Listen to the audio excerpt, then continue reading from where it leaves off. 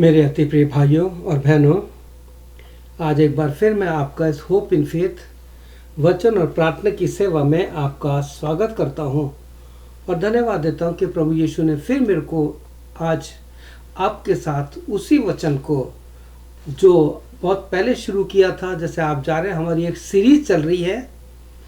उसके first major part में हमने देखा था कि किस प्रकार से प्रभु यीशु मसीह कुछ लोगों के पास खुद उनके पास गया जो बीमार थे, दुखी, लाचार थे, परेशान थे, और उनके साथ समय बिताया, उनकी बात सुनी और उनकी तकलीफ़ों को दूर किया।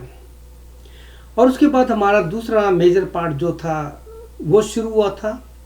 मुझे विश्वास है कि आप इस सीरीज़ को देख रहे होंगे या सुन रहे होंगे।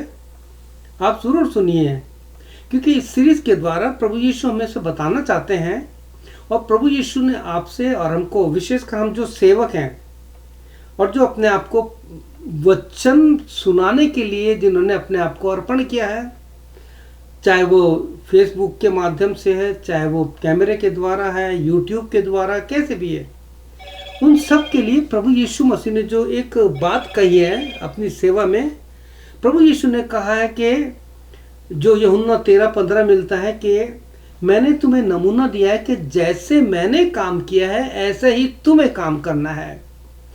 तो प्रिय भाई बहनों, आज इसी सीरीज में आगे बढ़ेंगे और हम एक और इसका हिस्सा देखेंगे कि किस प्रकार से प्रभु यीशु मसीह के पास कुछ लोग खुद चल कर आए। पहले मैं क्या देखा था कि यीशु खुद उनके पास गया, क्योंकि यीशु को उनकी ज़रूरत पता थी। आज हम देखेंगे कि प्रभु यीशु मसीह के पास कुछ लोग चल के आए, और इसका जो मेन हमारा जो विषय है वो है the powerful and effective ministry of Jesus Christ. प्रभु यीशु की व्यक्तिगत प्रभावशाली सेवा। और इस सेवा के द्वारा प्रभु यीशु मसीह ने जो कुछ किया इस जमीन पर रहते हुए, वही काम प्रभु यीशु ने आपको और हमको सौंपा है कि हम प्रभु यीशु के इस कार्य को आगे बढ़ाएं, ताकि प्रभु यीशु मसीह का कार्य आगे बढ़ सके। तो आज की श्रृंखला में, आज की इस सीरीज में हम उन सारी बातों को देखेंगे कि प्रभु यीशु मसीह आज हमसे क्या कहते हैं।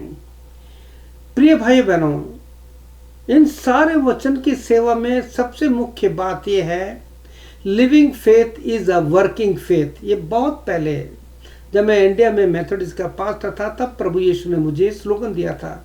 मैं लिखता हूँ, गीत भी लिखता हूँ, कविता भी लिखता हूँ, और इस प्रकार के छोटे छोटे स्लोगन या कोटेशन भी लिखता हूँ। तो उस समय प्रभु ने दिया था, living faith is a working faith. जब तक हमारे जीवन में जीवित विश्वास नहीं होगा, वो कभी काम नहीं करेगा। विश्वास तो सब करते हैं, दुनिया के लोग सब काम विश्वास करते हैं, लेकिन मसीह विश्वास जो है वो बिल्कुल आ रहा है। Christian faith is a very different faith, it's a practical faith. और ये जो हमारी सीरीज चली है, ये 4 सुसमाचार पर आधारित है।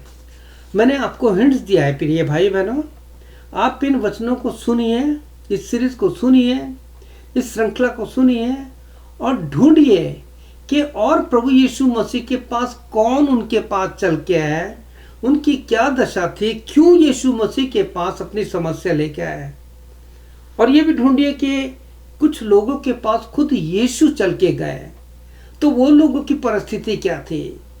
तो आज हम इन सारी बातों में आगे बढ़ेंगे और प्रभु यीशु मसीह को धन्यवाद देंगे कि उसने हमें वचन दिया है कि जैसे यीशु ने इस पृथ्वी पर रहते हुए काम किया, और यूहन्ना 13:15 के अनुसार हमें एक नमूना दिया है, और साफ कहा है कि मैंने तुम्हें जो काम मैंने किया है, जैसे मैंने किया है, ये नमूना दिया है, तुम्हें भी वैसा के वैसा ही करना है। प्रियो, आपको पता है कि जब कोई बीमार होता है ना, उसकी एक इच्छा होती है कि मेरे पास कोई आए, कि मैं उसको अपने दिल का बोझ उठाऊं। कुछ लोगों से बात करना पसंद नहीं करते, लंबी लंबी बातें करते। अरे उस व्यक्ति को पहचानिए, उसकी तकलीफ क्या है, उसके ध्यान को भटकाइए और उसको बोलिए कि आप बिल्कुल ठीक हैं, अपने विश्वास में रहिए।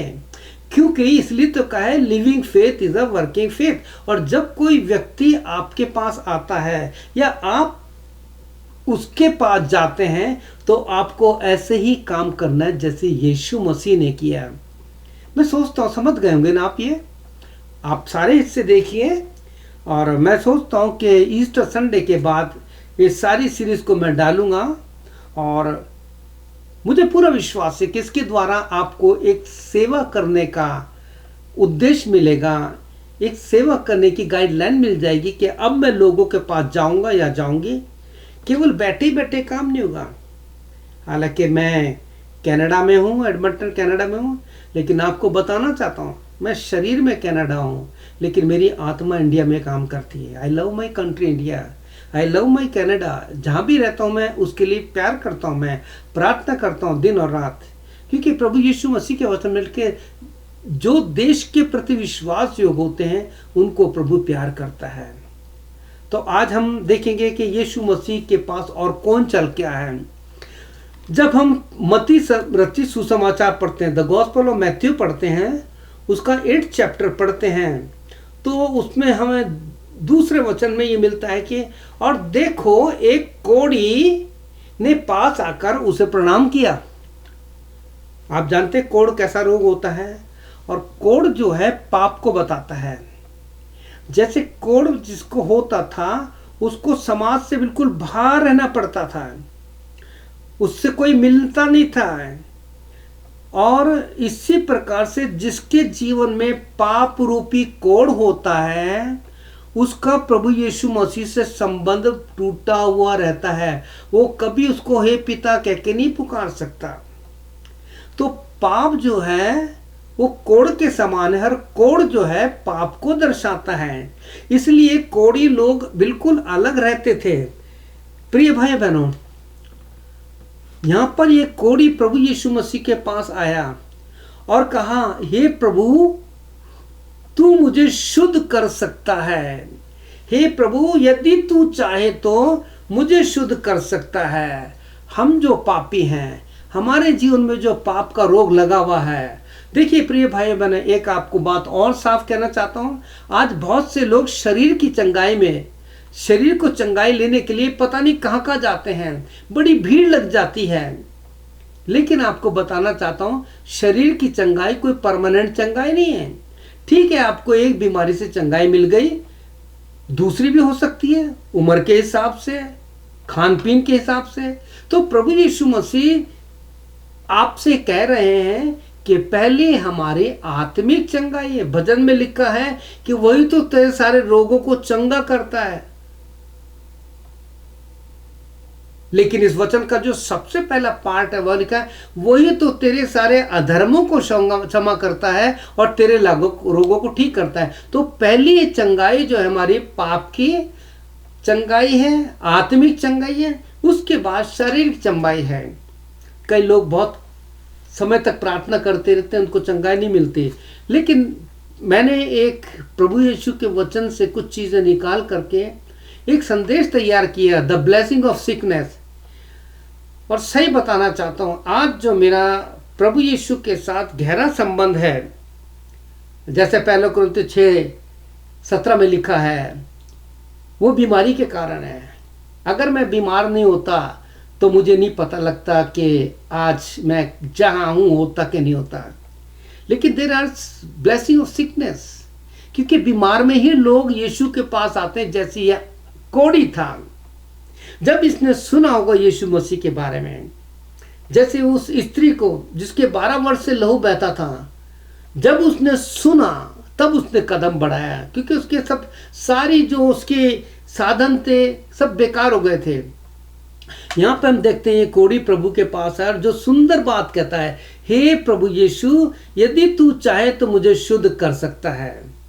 यीशु ने इससे कोई प्रश्न नहीं किया। लेकिन जब हम इस मत्ती 8 अध्याय पढ़ते हैं तो सीधे प्रभु यीशु मसीह समय के हिसाब से काम करता था, क्योंकि उसे पता है ये कोढ़ी है और अगर कोई देखेंगे तो हो सकता है इस पर दंड की आज्ञा दे दें या उसको मेरे पास से भगा दें। यीशु ने तुरंत अपना हाथ बढ़ाकर उसे छुआ और कहा, यीशु ने, मैं चाहता हूं कि तुझ हो जाओ, और वह तुरंत कोढ़ से शुद्ध हो गया। यहां पे देखिए, प्रभु यीशु मसीह के पास आइए, जैसे कोढ़ी आया, अपने पाप का बोझ लेके यीशु मसीह के पास आइए। प्रिय भाई बहन, प्रभु यीशु मसीह के पास अपने पाप का बोझ लेकर आइए और कहिए, प्रभु यीशु, मैं इस पाप के बोझ को उठाते उठाते थक गया हूं। आज जितने भी पाप हो रहे हैं, मर्डर हो रहे हैं और किस प्रकार से बच्चियों के साथ होता है, वो सब पाप के कारण हो रहे हैं, क्योंकि उन पाप ने उनकी आंखें अंधी कर दी हैं, उन्हें कुछ अच्छा दिखाई देता। यीशु मसीह ने कहा, यीशु मसीह ने अपना हाथ बढ़ाया और कहा, मैं चाहता हूं कि तू शुद्ध हो जा। लिखा, वो तुरंत शुद्ध हो गया। हमारे पाप का इलाज जो है केवल प्रभु यीशु मसीह के पास है। चाहे दुनिया में कहीं चले जाओ, कहीं चले जाओ, कोई आपके पाप को क्षमा नहीं करेगा, क्योंकि प्रभु यीशु के लिए लिखा है, जब उसका जन्म हुआ, जब आप मत्ती 1 अध्याय पढ़ेंगे, यीशु मसीह की जो जेनेलॉजी है 18 वचन के आगे पढ़े तो यूसुफ से साफ कहा गया था कि तू उसका नाम यीशु रखना, क्योंकि वह अपने लोगों का उनके पापों से उद्धार करेगा। अब ये अपने लोग कौन है, इसको समझिए। कोई क्रिश्चियन या पास्टर, बिशप या बड़ी बड़ी सेवा में जो होते हैं, वो प्रभु यीशु के अपने लोग नहीं हैं। प्रभु यीशु मसीह केवल 3 लोगों के लिए है। मैं बार बार कहता हूँ और मुझे बताने में कोई दुख नहीं है, मेरे को अच्छा लगता है बताना, ताकि आपके दिमाग में बैठ जाए कि प्रभु यीशु मसीह मेरे लिए नहीं आया, प्रभु यीशु मसीह आया पापियों के लिए। क्योंकि मैं पापी था, इसलिए प्रभु यीशु ने मेरे जीवन में आके 14 अप्रैल 1979 में आकर मेरे जीवन में आकर के मुझे छू करके मेरे कोढ़ रूपी पाप से मुझे शुद्ध किया। और आज 44 साल हो गए, 44 years, last 44 years I am serving Lord my Jesus Christ. तो किसके लिए आया यीशु जी? पापी के लिए। दूसरा, प्रभु यीशु मसीह बीमारों के लिए आया। मैं बीमार था, प्रभु यीशु ने मुझे चंगाई दी, कई बीमारियों से चंगाई दी, मौत के खड्डे में से मुझे निकाल के लाया। और तीसरा, प्रभु यीशु मसीह जो मार्ग से भटक गए थे, जक्कई मार्ग से भटक गया था, लेकिन वो यीशु को मार्ग जानता था। मैं भी भटका हुआ था, मैंने वो नहीं बताना चाहता मैं क्या करता था। मार्ग से भटका हुआ था, बॉलीवुड के कारण, फिल्मों के कारण। मैं रामलीलाएं कराता था, मैं ऑर्केस्ट्रा में गाता था। ये संसार की जो बॉलीवुड है, ये मेरे को यीशु के पास आने में सबसे बड़ी बीमारी थी। ये मेरे लिए एक प्रकार का कोढ़ था जो मुझे यीशु के पास आने नहीं दे रहा था। इसने मुझे यीशु से बिल्कुल सेपरेट कर रखा था, जैसे कोढ़ियों को किया जाता है। मैं आपको बताना चाहता हूँ कि जब मैं 2019 में मेरी मीटिंग थी, 19 और 20 के कोरोना होने तक मैं इंडिया में था। जब कोरोना हो गया तो मेरी सारी मीटिंग कैंसिल हो गई। और मेरठ में प्रभु के सेवक है पास्टर डैनियल मसीह, उनके चर्च में मेरी रिवाइवल मीटिंग थी। और उसके साथ साथ कई ABC चर्च हैं और कई चर्चेज हैं, उनमें मेरी मीटिंग थी, वहाँ पे सेवा की मैंने। तो वहाँ पर इन सारी बातों के द्वारा प्रभु यीशु ने मुझे बाध्य किया कि मैं लोगों को बताऊं। और उस समय पास्टर डैनियल मसीह जो थे, मुझे कोढ़ियों के बीच में रह गए, और वो बिल्कुल ही आइसोलेटेड है। इतनी दूर उनकी बस्ती बनाई गई है, उनके जो बच्चे पैदा हुए हैं वो कोढ़नी है, वो कोढ़ी नहीं है। उनकी उंगलियां कट गई हैं, मुंह, बहुत बुरा हाल है। लेकिन धन्यवाद देते हैं, वो पूरा परिवार उनके बीच में काम कर रहा है। और प्रभु यीशु ने मुझे एक मौका दिया कि उनके बीच में मुझे सेवा करने का ये अवसर मिला। वहाँ प्रभु यीशु का वचन दिया, लोगों के लिए प्रार्थना की। तो मैं बताना चाहता हूँ किस प्रकार से प्रभु यीशु मसीह 3 लोगों के लिए आया। पापियों के लिए, मैं पापी था। रोमन्स की पुस्तक पढ़ेंगे तो वहाँ लिखा सिन और सिंस। तो रोमियो में लिखा है कि वी आर सेव्ड सिनर। जब हम प्रभु यीशु मसीह पर विश्वास कर लेते हैं, in our day to day life we grow in Jesus Christ, उसकी आत्मा में बढ़ते हैं, तो प्रभु यीशु का पवित्र आत्मा हमारे जीवन में काम करता है। तो मैं पापी था तो प्रभु यीशु मसीह मेरे लिए आया। आप भी कह सकते हैं कि प्रभु यीशु मसीह, मैं पापी हूँ, मुझे कोढ़ के रोग के समान ये पाप लगा है, और मैंने वचन के द्वारा ये पाया है कि केवल तू ही शुद्ध कर सकता है। जैसे तूने कोढ़ी से कहा कि मैं चाहता हूँ तू शुद्ध हो जा, और वो तुरंत शुद्ध हो गया।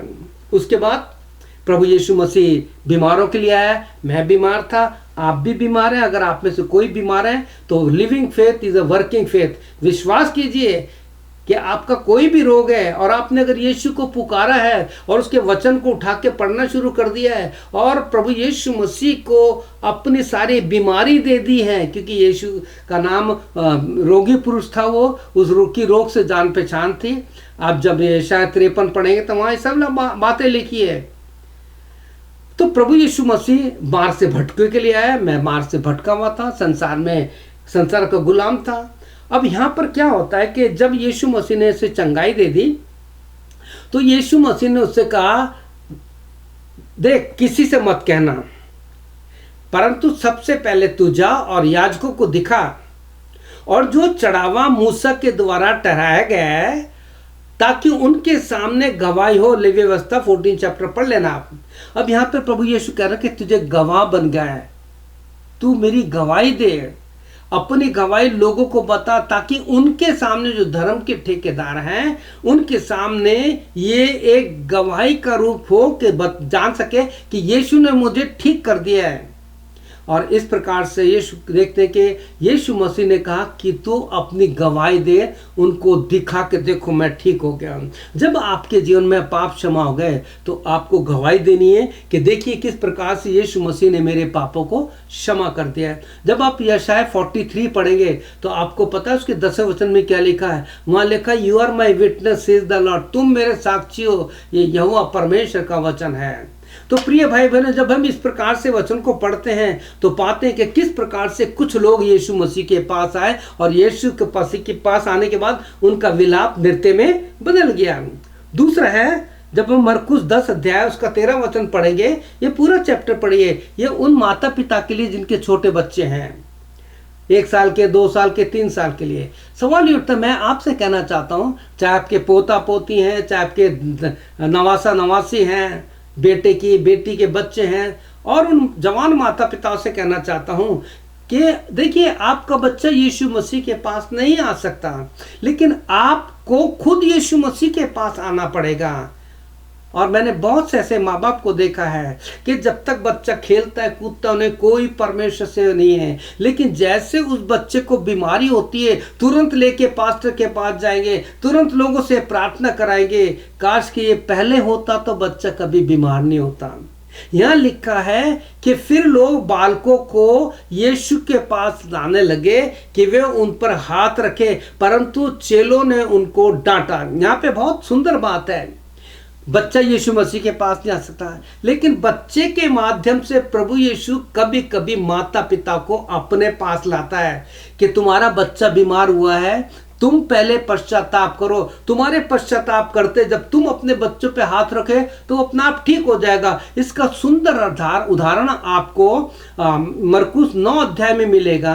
किस प्रकार से एक पिता अपने बेटे को लेके आया था जिसमें अशुद्ध आत्मा थी, गूंगी बहरी आत्मा थी, अशुद्ध आत्मा थी। और जब यीशु मसीह के पास आकर वो कहता है, आपने पुराने मेरे सीरियल देखा होगा, वहाँ पे मेरे कई बात बोला है मैंने, तो वो कहता है कि प्रभु यीशु यदि तू कुछ कर सकता है तो कर। मैं हर एक माँ बाप से कहता अपने बच्चे के लिए जब प्रार्थना करवाना है तो मत बोलिए नेगेटिव, मत बोलिए कि अगर प्रभु तू मेरे बेटे को ठीक कर देगा तो मैं तेरे लिए कुछ करूँगा, यदि ऐसा हो जाएगा, अगर ऐसा हो जाएगा। ऐसे नहीं है।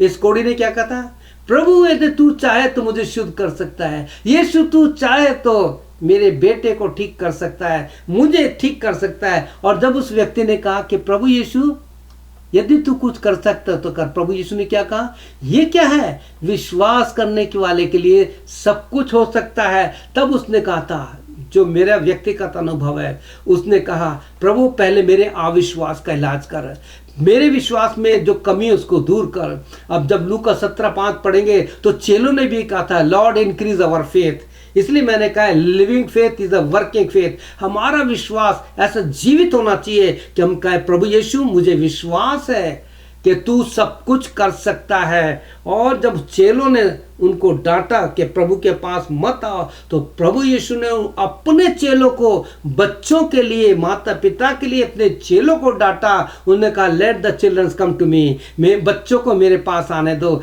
यीशु बच्चों को प्यार करता है। कितनी सुंदर बात है। मेरे माता पिता है जो जवान बच्चे हैं, जिनके बच्चे हो गए हैं, जिनके बच्चे होने वाले हैं और आगे भी होंगे, आपसे प्रार्थना है अगर बच्चा आपके आने वाला है तो पति से प्रार्थना है कि अपनी पत्नी के पेट पे हाथ रख करके उसके लिए प्रार्थना करे कि प्रभु इस बच्चे को माँ के पेट से अभिषिक्त कर दे। प्रिय भाई बहनों, आज प्रभु यीशु ने मुझे बहुत ही अद्भुत मैसेज दिया है जो मैंने लिख लिया आने के बाद, और मैं उसको आने वाले दिनों में उन जवान बेटे और बेटियों के लिए जिनके बच्चे होने वाले हैं, जो बच्चे के लिए प्लानिंग कर रहे हैं, और आने वाले समय जिन जवान बेटे और बेटियों की शादी होगी, उनके भी बच्चे होंगे, उनके लिए वो ऐसा वचन होगा। क्योंकि परमेश्वर हमारा परमेश्वर अब परमेश्वर के योग्य संतान चाहता है। वर्दी चिल्ड्रन फॉर गॉड, ऐसे बच्चे चाहता है जो परमेश्वर के योग्य हों। वो मेरा विशेष नहीं है, बाद में उनको रिकॉर्ड करूंगा। तीसरा हम देखते हैं किस प्रकार से एक माँ अपनी बेटी के लिए आई। कुछ पिता अपनी बेटी के लिए आए। याइर जो आराधना का सरदार था वो अपनी 12 साल की बेटी के लिए आया था। ये पिता मरकुस 9 अध्याय में हम देखते हैं किस प्रकार से अपने बेटे के लिए आया था। याइर जो आराधना का सरदार है मरकुस 5 अध्याय में, वो अपनी 12 साल की बेटी के लिए आया था। अब यहाँ हम एक माँ को देखते हैं, वो अपनी बेटी के लिए आई और क्या कहती है, आप पढ़िए मत्ती रचित सुसमाचार उसका 15 अध्याय और उसका 22वें वचन से, मैथ्यू 15:22 से पढ़ता हूं। एक माँ अपनी बेटी के लिए यीशु के पास आई और क्या कहा उसने, एक कनानी स्त्री है ना, और उस कनानी स्त्री ने यीशु मसीह के पास आकर कहा, देखो उस देश की एक कनानी स्त्री निकल कर चिल्ला कर कहने लगी, हे प्रभु दाऊद की संतान मुझ पर दया कर, मेरी बेटी को दुष्ट आत्मा बहुत सता रही है। पर उसने उसको उत्तर दिया और उसके चेलों ने आकर उससे विनती करके कहा, उसे विदा कर, क्योंकि वह हमारे पीछे चिल्ला चिल्ला कर राजी है। प्रभु यीशु के लिए चिल्लाइए, प्रभु मेरी बेटी के लिए मैं तेरे पास आया हूँ, मैं अपने बेटे के लिए तेरे पास आया हूँ, प्रभु यीशु तुझे कुछ करना पड़ेगा।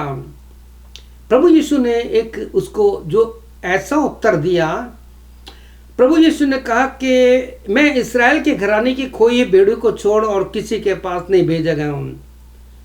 पर वह आई, वो चिल्लाए, लेकिन प्रभु यीशु ने कहा कि लड़कों की रोटी कुत्तों को आगे मत डाल। कितना कठोर शब्द कहा है। आज कोई पास्टर जरा सा किसी को डांट देता है तो वो चढ़ छोड़ देते हैं। अगर कोई प्रभु का सेवक उन्हें समझाने के लिए कुछ कहता है तो बुरा मान जाते हैं। प्रिय भाइयों बहनों, बुरा मानने वाली आत्मा अपने जीवन से निकाल दीजिए, तभी प्रभु यीशु का वो living faith is a working faith आपके जीवन में काम करेगा। यहाँ पर प्रभु यीशु मसीह ने इसको क्यों कहा था कि बेटों की रोटी कुत्तों को मत डाल। तो जब मैं अध्ययन कर रहा था तो बाइबल में इस बात का अध्ययन करते करते पूछा कि ये कनानी स्त्री कौन थी। बाइबल में कनानियों का वर्णन जो है 150 बार आया है। पूरी बाइबल में 150 time it's has been recorded in the Bible about Canaanites. तो ऐसा लिखा कि ये दुष्ट मूर्ति पूजक थे। ये जो कनानी थे दुष्ट मूर्ति पूजक थे और ये नूह के पोते कनान के वंश से संबंध रखते थे, जो हाम का पुत्र था। उत्पत्ति 9 उसका 18 वचन पढ़ेंगे तो आपको वहां मिल जाएगा। तो यहाँ पर ये जो औरत आई है, ये स्त्री जो चिल्ला कर आई है, प्रभु यीशु तो सब कुछ जानता है, लेकिन प्रभु यीशु ने इससे कहा कि बेटों की रोटी कुत्तों को मत डाल। लेकिन इसने कहा, प्रभु यीशु कुत्ते भी तो मेज से चूर चार गिरते खाते हैं। तब यीशु मसीह के जीवन में इस स्त्री का इतना बड़ा काम हुआ और बाइबल में चारों सुसमाचार में केवल यही स्त्री है जिसके लिए प्रभु यीशु ने कहा, O woman your faith is great. ओ महिला तेरा विश्वास बहुत बड़ा है, जा शांति से जा, तेरे विश्वास के अनुसार हो। इसलिए वहाँ हम देखते हैं कि उसकी बेटी तुरंत ठीक हो गई। इसलिए मैंने शुरू में कहा था living faith is a working faith. प्रभु यीशु के वचन में जो सामर्थ है वो और कहीं में नहीं है। ये बाइबल जो है परमेश्वर का वचन है। वचन कौन है? वो यीशु मसीह है। प्रभु यीशु मसीह आपके जीवन में और मेरे जीवन में एक ऐसा जीवन चाहता है। Faith can shake the mountain. कोई भी बीमारी प्रभु यीशु से बढ़कर नहीं है। अगर आपके जीवन में living faith is a working faith है तो आपकी बीमारियां आपके शरीर से, आपके घर से, आपके चर्च से खत्म हो जाएगी। मुझे विश्वास है इस वचन के द्वारा प्रभु यीशु ने आपको आशीष दी है। आइए हम प्रार्थना करेंगे और अपने विश्वास को बढ़ाएंगे। क्या आप मेरे पीछे छोटी सी प्रार्थना करेंगे? मैं चाहूंगा कि आप अपने इस